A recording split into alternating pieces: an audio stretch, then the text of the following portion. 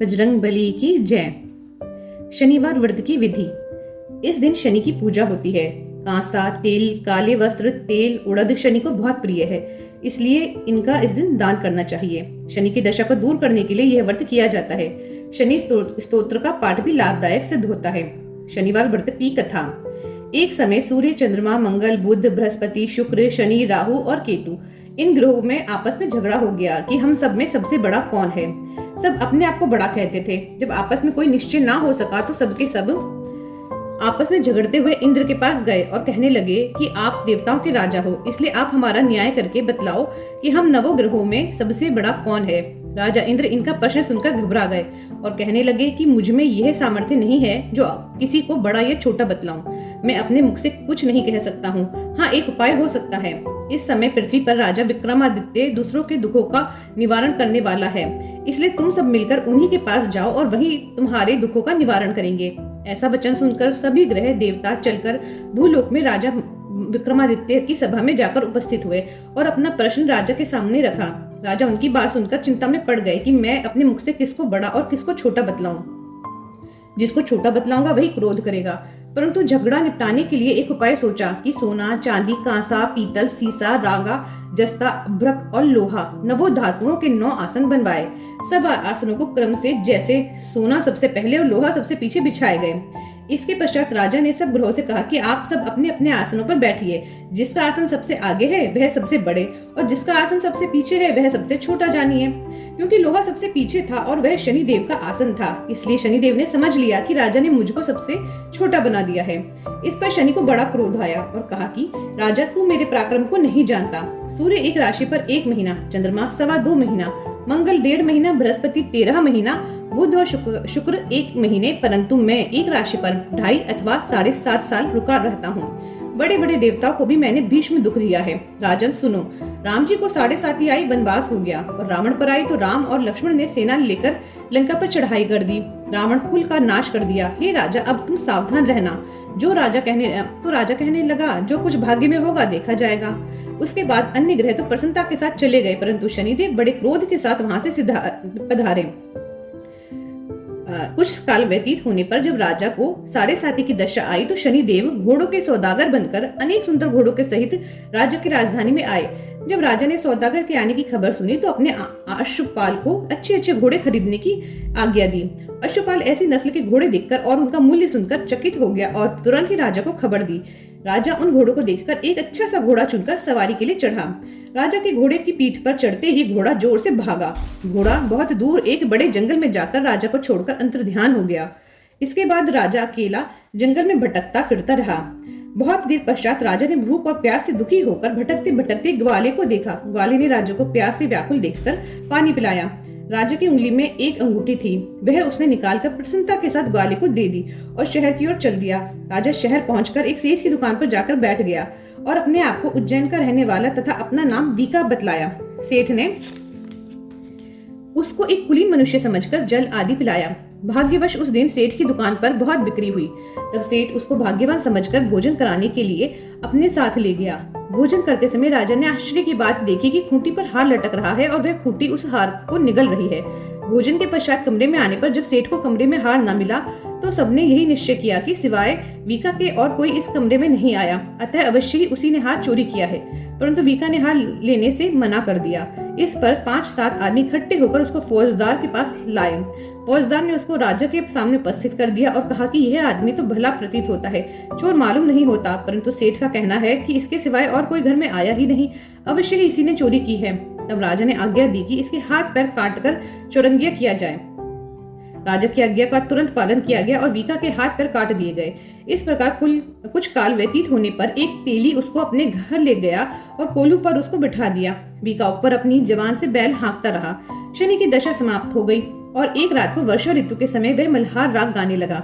उसका गाना सुनकर उस शहर के राजा की कन्या उस राग पर मोहित हो गई और दासी को खबर लाने को भेजा कि शहर में कौन गा रहा है। दासी ने शहर में फिरती फिरती क्या देखती है कि तेली के घर में चौरंगिया राग गा रहा है।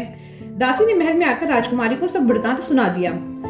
बस उसी क्षण राजकुमारी ने अपने मन में यह प्रण कर लिया, चाहे कुछ हो मैंने इस चौरंगिया के साथ विवाह करना है। प्रातःकाल होते ही जब दासी ने राजकुमारी को जगाना चाहा तो राजकुमारी अनशन व्रत लेकर पड़ी रही। तब दासी ने रानी के पास जाकर राजकुमारी के ना उठने का वृतांत कहा। रानी ने तुरंत ही वहां पर आकर राजकुमारी को जगाया और उसके दुख का कारण पूछा। राजकुमारी ने कहा कि माताजी, मैंने यह प्रण कर लिया है कि तेली के घर में जो चौरंगिया है उसी के साथ विवाह करूंगी। माता ने कहा कि पगली, यह क्या कह रही है? तेरा किसी देश के राजा के साथ विवाह किया जाएगा। कन्या कहने लगी कि माताजी, मैं अपना प्रण कभी नहीं तोड़ूंगी। माता ने चिंतित होकर यह बात राजा को बताई। जब महाराज ने भी आकर समझाया कि मैं अभी देश देशांतर में अपने दूत भेजकर सुयोग्य, रूपवान एवं बड़े से बड़े गुणी राजकुमार के साथ तुम्हारा विवाह करूंगा, ऐसी बात तुमको कभी नहीं विचारनी चाहिए। कन्या ने कहा, पिताजी, मैं अपने प्राण त्याग दूंगी परंतु दूसरे से विवाह नहीं करूंगी।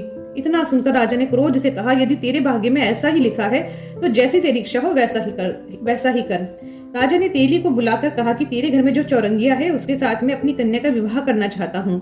तेली ने कहा कि यह कैसे हो सकता है, कहाँ आप हमारे राजा और कहाँ मैं एक नीच तेली। परंतु राजा ने कहा कि भाग्य लिखे को कोई टाल नहीं सकता, अपने घर जाकर विवाह की तैयारी करो। राजा ने उसी समय तोरण और बंधन बार लगवाकर अपनी राजकुमारी का विवाह चौरंगिया विक्रमादित्य के साथ कर दिया। रात्रि को जब विक्रमादित्य और राजकुमारी महल में सोए तो आधी रात के समय शनिदेव ने विक्रमादित्य को स्वप्न दिया कि राजा कहो, मुझको छोटा बतलाकर तुमने कितना दुख उठाया। राजा ने क्षमा मांगी। शनिदेव ने प्रसन्न होकर विक्रमादित्य को हाथ पैर दिए। तब राजा ने कहा, महाराज, मेरी प्रार्थना स्वीकार करें कि जैसा दुख आपने मुझे दिया है ऐसा किसी को ना दे। शनिदेव ने कहा कि तुम्हारी ये प्रार्थना स्वीकार है।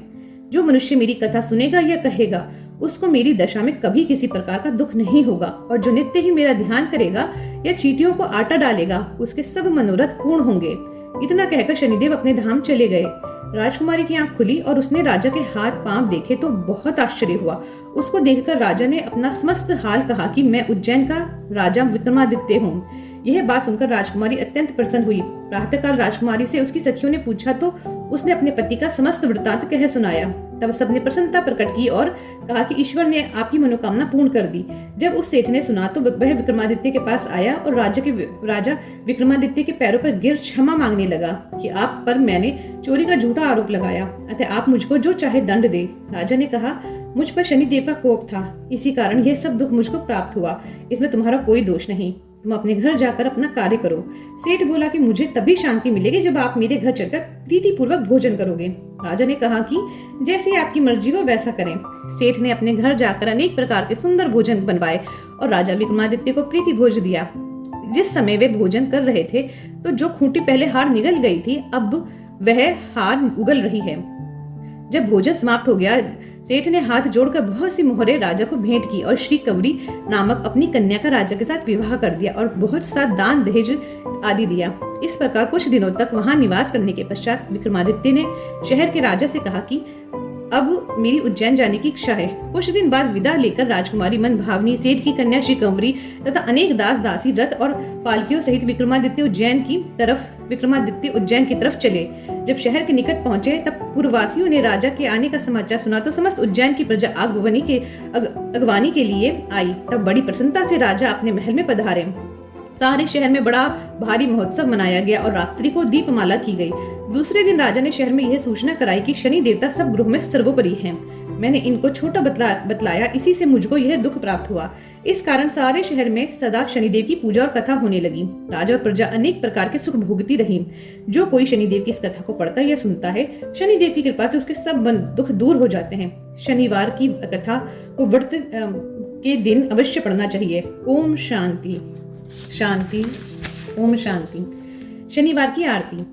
जय जय रवि नंदन, जय दुख भंजन, जय जय शनि हरे, जय जय शनि हरे, जय भुजचारी धरणकारी, दुष्ट दलन, जय जय शनि हरे। तुम होए कुपित नित करत दुखित, धनी को निर्धन, जय जय शनि हरे। तुम घर अनूप यम का स्वरूप हो करत बंधन, जय जय शनि हरे। तब नाम जो दस तो ही करत सो, बस जो करे रटन, जय जय शनि हरे। महिमा अपार जग में तुम्हार, जपते दैवतन, जय जय शनि हरे। सब नैनन कठिन नित बरे अगिन, भैंसा वाहन, जय जय शनि हरे प्रभु तेज तुम्हारा सिंह करारा जानत सब जान। शनि जय जय शनि हरे प्रभु शनि दान से तुम महान होते हो मगन। जय जय शनि हरे जय जय रविनंदन जय दुख भंजन। जय जय शनि हरे जय जय शनि हरे।